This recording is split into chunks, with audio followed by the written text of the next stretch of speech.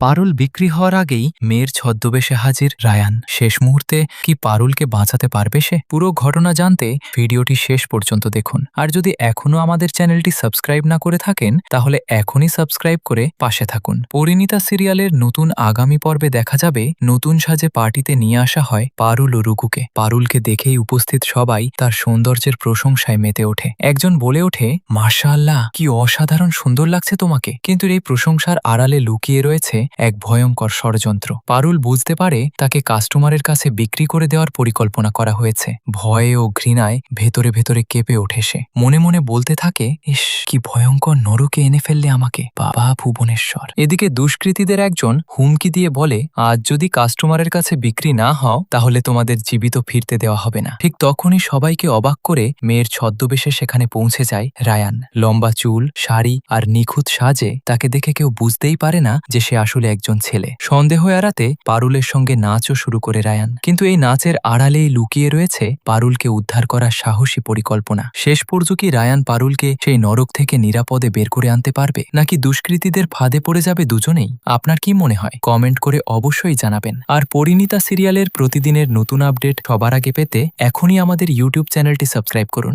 ভিডিওতে একটি লাইক দিন এবং সবার সঙ্গে শেয়ার করুন। ধন্যবাদ।